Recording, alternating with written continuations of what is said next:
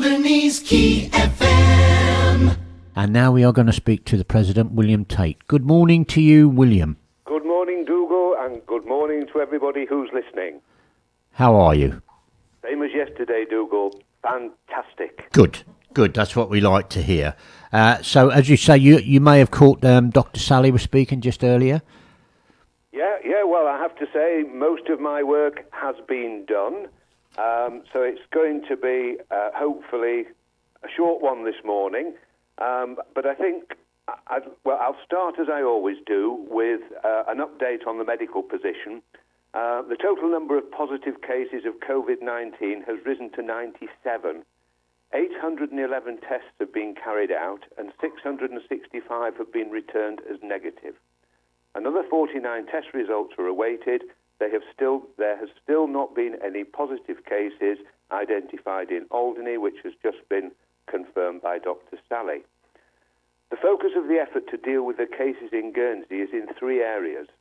The first is the people who travel back to the bailiwick from destinations where the virus was spreading. Those people and their main contacts have been traced and isolated. The second area is the residential and nursing home where there have been positive cases identified amongst the residents and staff.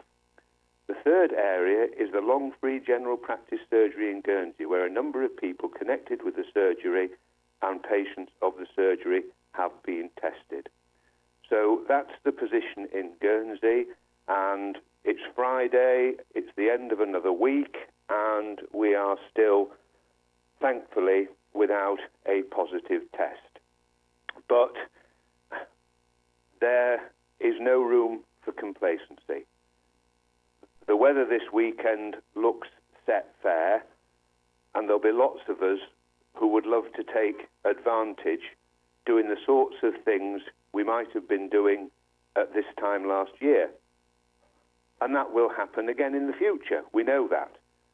But for the moment, we've got to resist the temptation.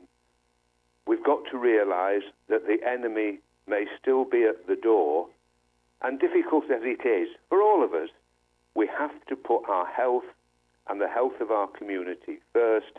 And so I am confident that despite the perhaps hottest day of the year on Sunday, we will all respect the rules, we'll all play the game, and we can all take the opportunity of having a relaxing weekend at home with those we love, and as has been said many times before, catch up with all those jobs that we've been nagged to do, boys, for a long, long time.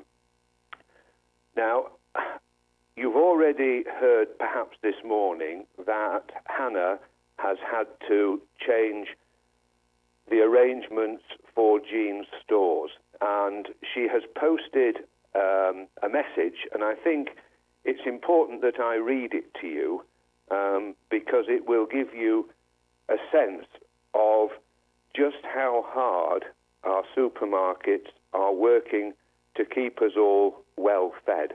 And anybody who has had a delivery over the course of the last couple of weeks cannot but be incredibly impressed at the professionalism of the people who have this really important responsibility. So this is a post from Hannah. Ladies and gentlemen, we write this post with a heavy heart, but the truth is we are exhausted and overwhelmed. Having drafted in friends, family, colleagues, all to make this delivery process easier, we are now at the point of having to close the shop because people are still coming for daily casual shopping. And this is me. So what's been happening is some people have been putting in 2 orders during the week, but then still popping in for the bits they haven't been able to get on their order. So that creates additional work for the shop, which takes away from their ability to be able to pick and deliver. So that's one of the reasons why Hannah has felt she has to take the step. So I'm going back now to the email. We cannot maintain the delivery orders and deal with customers in the shop too. We should not be expected to deal with any aggravation and raised voices from customers. We have made it so very clear. please email us your order and stay at home. You can really help us by trying to do it a couple of times a week instead of a daily order. So ringing up and just asking for one item to be delivered really is unrealistic. And so try and do what we used to call, and Peter Kay has made a catchphrase, the big shop. So get everything you can so that you can then sit back. You might have to make sacrifices, we all do, but at least you know you've got your big shop and you can leave the staff then to go on and help the next customer. So going back to Hannah's post, you can really help us by trying to do it a couple of times a week instead of a daily order. So on Friday, today, they are open from 8 till 9 a.m. for essential key workers and from 9 a.m. to 1 p.m. for the general public. We will then be closed to everyone and will only be supplying delivery goods for the rest of Friday and Saturday. Our day off will be, as usual, on Sunday. This means you will need to think carefully about the supplies you need in order to avoid bulk purchasing, but also to ensure that you have more than just a day's worth. Please note that we are changing our hours for this weekend only at the moment, but we'll reassess the situation on Sunday and let you know our plans for next week as soon as possible. It should be known that we are seriously considering closing the shop completely and only offering a delivery service on a full-time basis for the foreseeable future. Thank you to all who have given and continue to give support, thanks and help. Please keep up to date with our page every day. As things change, we shall tell Key FM in the morning too. Thank you and keep emailing. So that's a very clear message from Hannah. We just need to sort of tidy it up, really. I mean, I think to a very large extent, everybody is doing the right thing, but when you think of how many people there are on the island, when you think of how many houses there are, it's a huge task to be able to deliver all that shopping. And I know that Tesco's is also suffering. They are under pressure, and the Alderney Spirit has brought volunteers into play so that they have assistance with picking and delivering. So we're doing everything we can to keep that food supply going, but please listen to Hannah's message, because by doing this in the right way, we can all rest assured that we'll all have food to eat.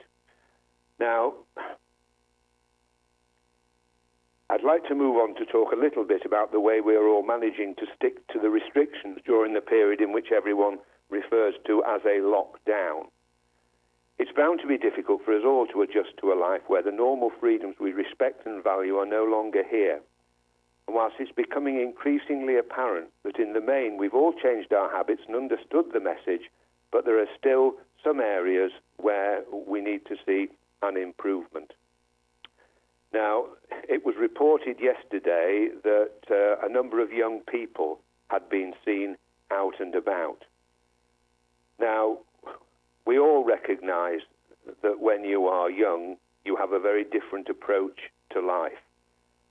But what we now know is that this deadly virus is no respecter of age. So it's not just our most vulnerable elderly residents that we need to protect, because this virus knows no boundaries. So please, parents, just keep an eye on where your children are. And again, it is difficult. We all recognise that. But it is an area where we just need to be a little bit more careful, and we need to make sure that we socially distance ourselves, and again, the mantra, stay at home. So it's easy to fall into the trap of thinking everything should have stopped. But things must keep going because of they are essential to the island. So we have an infrastructure. We have an island that continues to have to be managed, and the sorts of things that we take now as being routine are just as important in that as the measures that we are taking as the public. So please support the public works. There was an unfortunate incident yesterday, which is the sort of thing we should be looking to avoid. These committed public servants are doing their job. They're on the front line as well, so please support them. And equally, the staff at the airport. None of this is within their control, and they have looked after us all incredibly well in incredibly difficult circumstances for as long as I can remember. So please don't take out your frustrations on people who are only trying to do their best. We're all frustrated. There's no question about that. But we are a caring community, and so we can show support, and that really is the essence of who we are. So where are we with the lockdown? Well, we know that there are certain things which people here feel they should be allowed to do, and the view of the government is that we are different to Guernsey. We do have different considerations, and that dialogue has been ongoing. But we know that these directions will be reviewed next Wednesday. So it may well be that the medical opinion is that things should stay as they are, or it may prove that there may be a change to them. But I just want everybody to rest assured that we are making our case through every available channel every day so that we can have, if at all possible, a regime here which suits the needs of our island whilst ensuring our continued protection.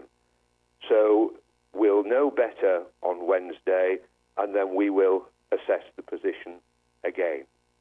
So in the meantime, yes, it's frustrating. Yes, it's difficult. Decisions may not always be fully understood and supported that come out of the CCA, but the law is the law, and we have to follow it. And if nothing else, perhaps what this teaches us is how important democracy is in all of this. Because the sort of restrictions that we are having to face on a temporary basis in some jurisdictions are a way of life. So we should all be very proud that we are the mother of all democracies. Now, finally, I'm hoping that by now everybody has received the newsletter, and I think once again a fantastic effort by our tourist department and Alistair Forrest, who has huge experience around these things, and he's been able to bring a real professional air to it. So I think once again somebody has popped up here who has the skills, is prepared to offer them, and as a result of which we've got this fantastic newsletter, which I have to say has been very well received. But what I'd like people to do is that you can access the newsletter online on the States of Alderney website, and I think you should try and send it to everybody you know, all your friends, all your relatives that are not on the island at the moment, because that will give them a real sense of where we are as a community, who we are as a community, and how we're dealing with this in the best possible way. And I'm very proud to have contributed to it. So I think, Dougal, record time perhaps, but I think that's all I need to say for this morning. Lovely, William. Thank you very much, and it all seems very positive. Talking about I'm speaking now on a very personal note. I had a phone call this morning from a friend that said, I've been reading all this stuff about coronavirus 19 and it's very worrying. And I said, there is a very easy answer to that. Don't read it. Now, that's not me being flippant, or they said to me, "Are you not worried about it?" I am as worried as the next person. But the trap that we don't want to fall into, that it completely rules our life. And I think that was a point that I was trying to make the person. You may have a different view to me, of course, William. Sorry, could you just repeat the last bit, Dougal? Yeah, I said I'm as worried as the next person about coronavirus, but we know all the news. Maybe perhaps instead of watching it 4 times a day, just watch it once. Or if you read something that is pretty worrying, maybe not read it so many times. And as I say, I'm just as worried as the next person, but it will not rule my life. And that's not me being flippant at all. No, I mean that's absolutely right. I mean, we don't want to get carried away with the enormity of all of this, but we have to recognise the nature of the threat. And I have to say, it is chilling to see those figures coming onto the screen every day, and the fact that there are now 1 million people worldwide who have contracted this virus, and that the number of deaths worldwide is in excess of 50,000. And it's strange because I still feel a sense when I watch all this of detachment, of thinking, how can this be going on? I look out of my window and everything here looks pretty normal, but it isn't. So whilst we should keep an eye on the news, the problem with the 24-hour news cycle is that that beast has to be fed. So you can watch it all day long, and it is not good for your mental health. That much is clear.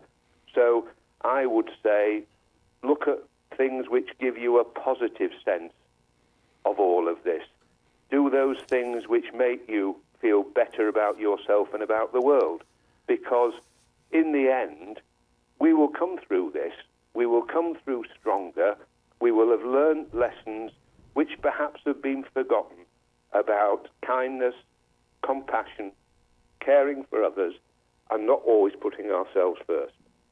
So I think that is the end of my sermon. Which is why I wanted you to say it. So thank you very much, William.